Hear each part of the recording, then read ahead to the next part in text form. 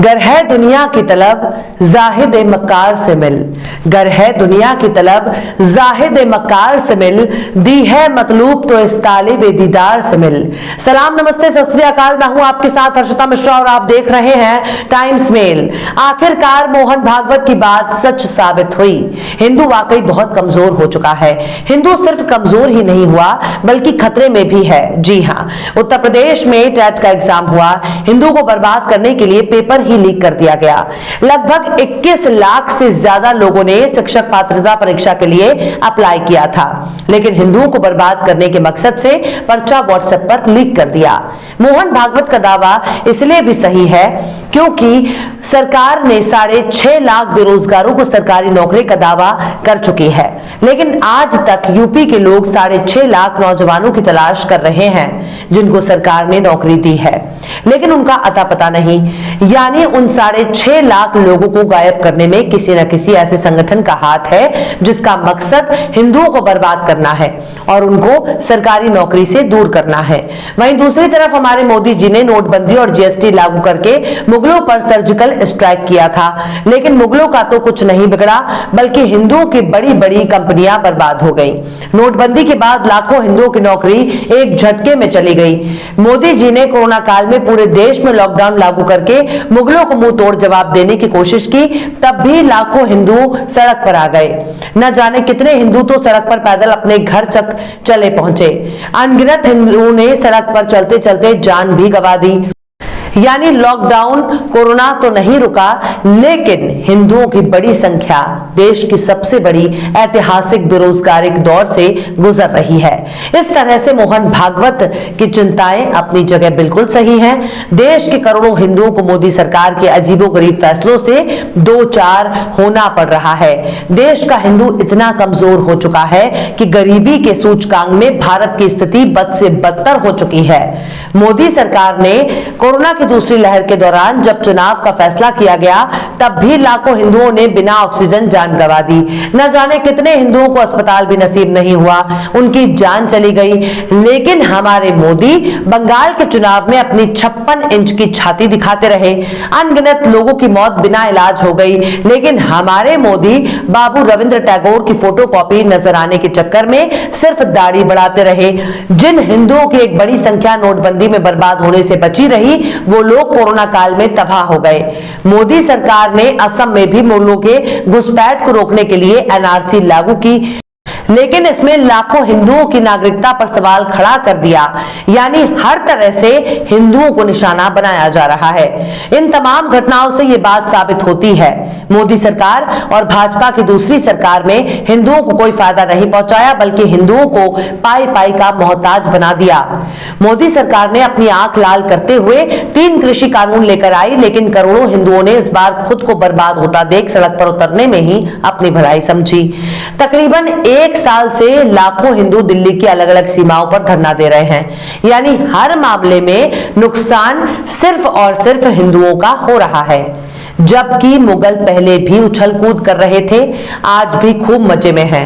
लेकिन हिंदुओं की ताकत जिस तरह से धीरे धीरे कम होती जा रही है, उससे साफ जाहिर है कि हिंदुओं को सिर्फ बेरोजगार ही नहीं बनाया, बल्कि हिंदुओं को कमजोर और कंगाल भी बनाया गया। इन तमाम घटनाओं ने संघ प्रमुख मोहन भागवत के दावे को मजबूत कर दिया है और भागवत को बोलने पर मजबूर कर दिया कि वाकई हिंदू खतरे में है। मोहन भागवत ने बताया था कि हिंदुओं के बिना भारत नहीं और भारत के बिना हिंदू नहीं। ये बात भी पत्थर की लकीर की तरह 100% सच है। मोदी सरकार के सत्ता में आने के बाद से कई बड़े बड़े और नामचीन हिंदू कारोबारियों को भारत छोड़ने पर मजबूर होना पड़ा। लाखों हिंदुओं ने मोदी सरकार के आने के बाद भारत की नागरिकता छोड़ दी। आखिर कैसे दिनों दिन हिंदू हो रहा है बर्बाद, और कैसे मोहन भागवत की एक एक बात 100% सच साबित हो गई है। आखिर कैसे मोदी राज में हिंदू विरोधी फैसलों से हिंदू बर्बाद हो रहा है, बताएंगे आपको और भी बहुत कुछ। लेकिन आप अगर हमारे चैनल पर नए हैं और पहली बार हमारी वीडियो को देख रहे हैं, तो आप हमारे चैनल टाइम्स मेल को सब्सक्राइब कर लें, वीडियो को लाइक कर दें और बेल आइकन का नोटिफिकेशन बटन भी आप प्रेस कर दें, ताकि बिना देरी हमारी हर खबर आपको मिलती रहे। लौटते हैं आप खबर की तरफ। उत्तर प्रदेश में 28 नवंबर दिन रविवार को यूपी टीईटी की परीक्षा रद्द कर दी गई है। पेपर लीक होने की वजह से एग्जाम को टाल दिया गया। इस परीक्षा में तकरीबन 21 लाख से ज्यादा परीक्षार्थी शामिल होने वाले थे। बताया जा रहा है कि अब एक महीने के बाद ये परीक्षा नए सिरे से फिर से आयोजित की जाएगी। इस मामले में कई लोगों को गिरफ्तार किया गया है। जानकारी के मुताबिक सॉल्वर गैंग से जुड़े कई लोगों को गिरफ्तार किया गया है। वहीं एसटीएफ इस पूरे मामले की जांच में जुट गई है। बताया जा रहा है कि व्हाट्सएप पर पेपर लीक किया गया था। पुलिस के मुताबिक गाजियाबाद, बुलंदशहर, मथुरा में व्हाट्सएप ग्रुप पर एग्जाम को पेपर वायरल हुआ था, जिसके बाद परीक्षा को रद्द करना पड़ा है। वहीं अब यह एग्जाम एक महीने बाद फिर से होगा। हालांकि एप्लीकेंट्स को इसके लिए फीस दोबारा नहीं देनी पड़ेगी, लेकिन एक सवाल है कि हिंदू बहुसंख्यक इस देश में जब कैट की परीक्षा कैंसिल हुई तब इसमें कितने लाख हिंदू थे? जाहिर सी बात है इसमें एक बड़ी संख्या हिंदुओं की है। मोहन भागवत के बयान पर अगर गौर किया जाए तो यह बात भी बिल्कुल सच साबित हो रही है कि हिंदू वाकई कमजोर हुआ है। अब सुनिए कि मोदी सरकार के सत्ता में आने के बाद कब और कैसे हिंदुओं को कमजोर किया जा रहा है। सबसे पहले सुनिए कि भाजपा ने सत्ता में आने से पहले क्या कहा था। पीएम मोदी ने भाजपा की सरकार बनने पर हर व्यक्ति के खाते में 15 से 20 लाख रुपए देने का वादा किया था। हुआ कुछ नहीं। बाद में पता चला सिर्फ चुनाव में वोट पाने के लिए बीजेपी ने जुमला सुनाया था। मोदी सरकार ने हर साल 2 करोड़ लोगों को नौकरी देने का वादा किया था, लेकिन नोटबंदी और जीएसटी जैसे फैसलों से बड़े बड़े कारोबारी और नौकरी पेशा लोग बर्बाद हो गए। नए लोगों को नौकरी मिलने के बजाय जिनके पास नौकरी थी वो भी चली गई।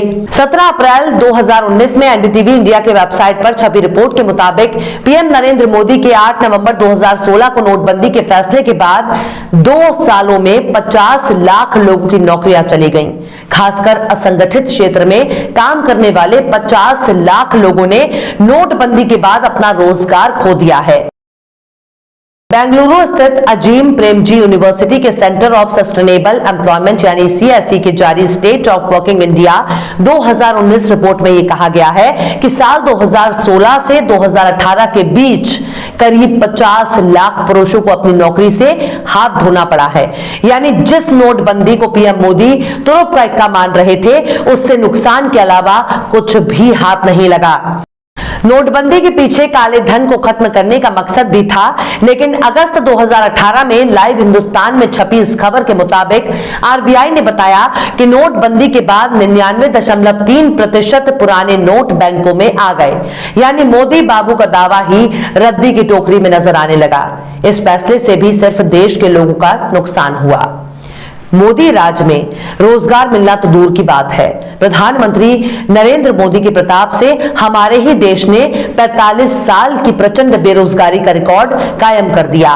मोदी सरकार की नाकामी की रिपोर्ट तब सामने आई जब पीएम मोदी ने अपना दूसरा कार्यकाल शुरू किया। मई 2019 में केंद्रीय सांख्यिकी कार्यालय यानी सीएसओ ने बेरोजगारों के आंकड़े जारी किए, जिससे पता चला कि बेरोजगारी की दर 45 साल के सर्वोच्च स्तर पर है। कोरोना के शुरुआती दौर में पीएम मोदी अचानक देशव्यापी लॉकडाउन लगा दिया, जिसके बाद बेरोजगारी में बेतहाशा बढ़ोतरी देखी गई। वहीं कोरोना की दूसरी लहर ने सब कुछ तबाह कर दिया। कोरोना की वजह से देश की अर्थव्यवस्था भी कमजोर हो गई। न्यूज चैनल आज तक के मुताबिक कोरोना की दूसरी लहर की वजह से भारत में 1 करोड़ से अधिक लोग बेरोजगार हो गए। वहीं कोरोना महामारी की शुरुआत से लेकर अब तक करीब 97% परिवारों की इनकम घट गई है। अब सुनिए योगी सरकार के फर्जी दावे। उत्तर प्रदेश में जल्द ही चुनाव होने वाले हैं।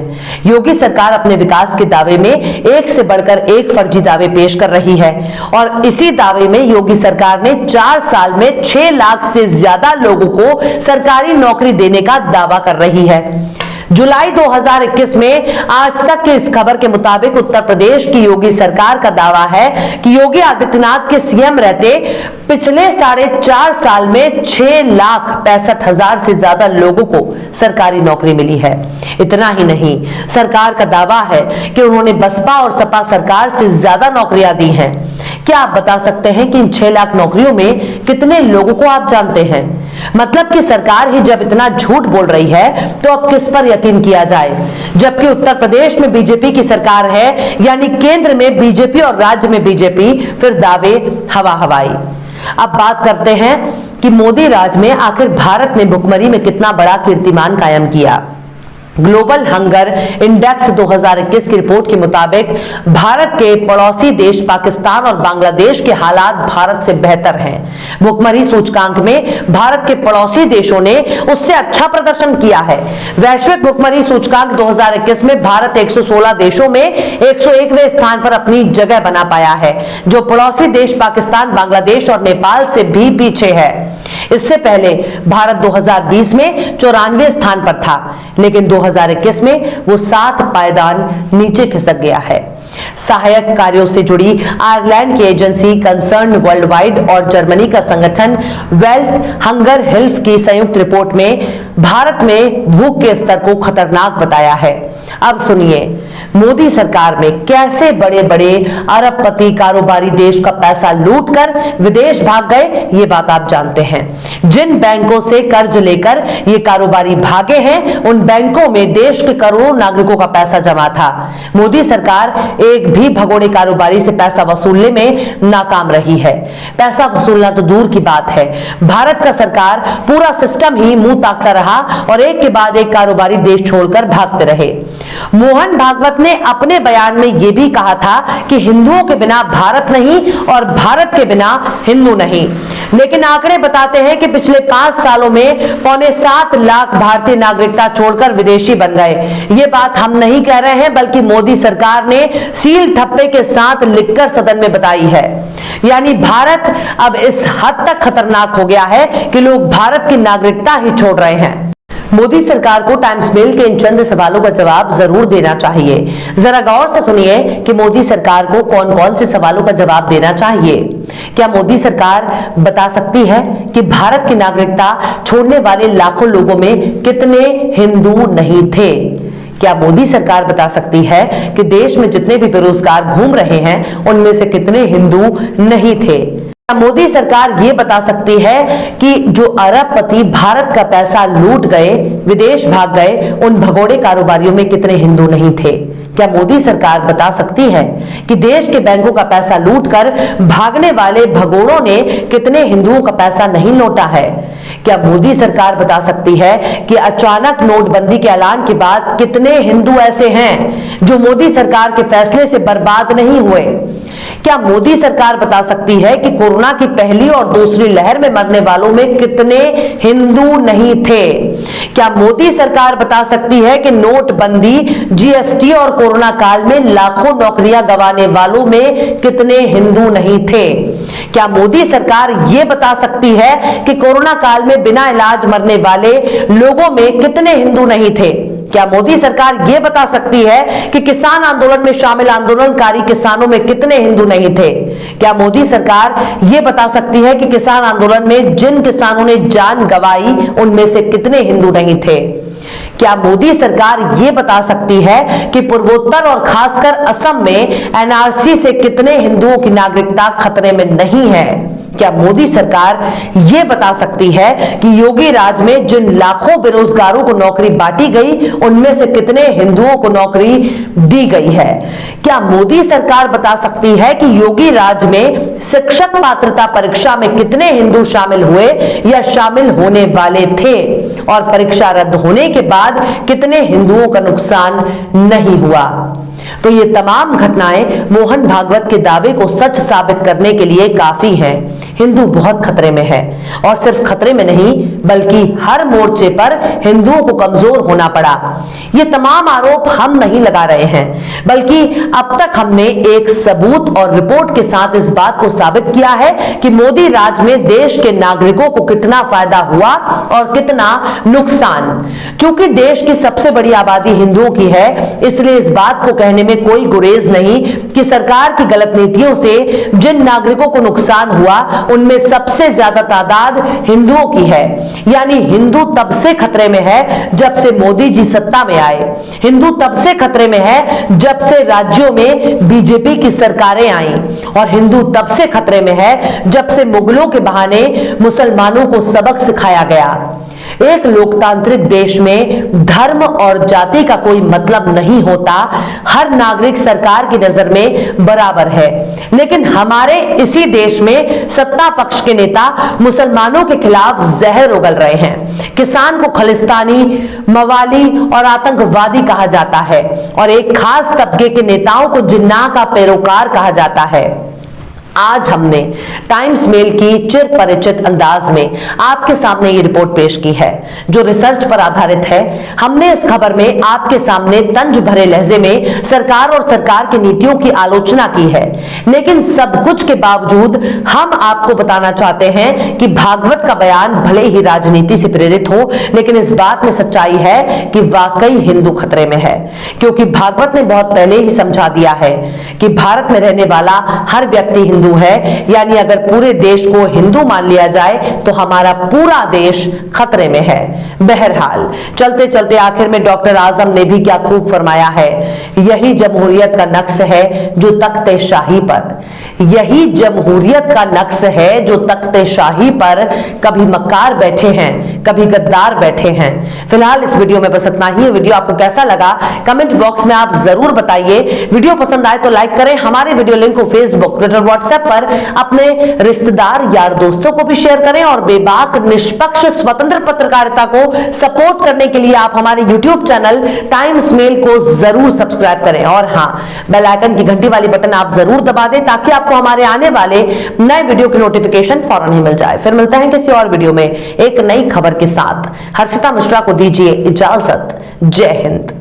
तो देख लिया आपने हमारे इस वीडियो को। हमें उम्मीद है कि आपने हमारे वीडियो को लाइक किया होगा और दूसरों को भी शेयर किया होगा। अगर अभी तक आपने हमारे चैनल टाइम्स मेल को सब्सक्राइब नहीं किया है तो जल्दी से सब्सक्राइब कर दें और बेल आइकन भी प्रेस कर दें।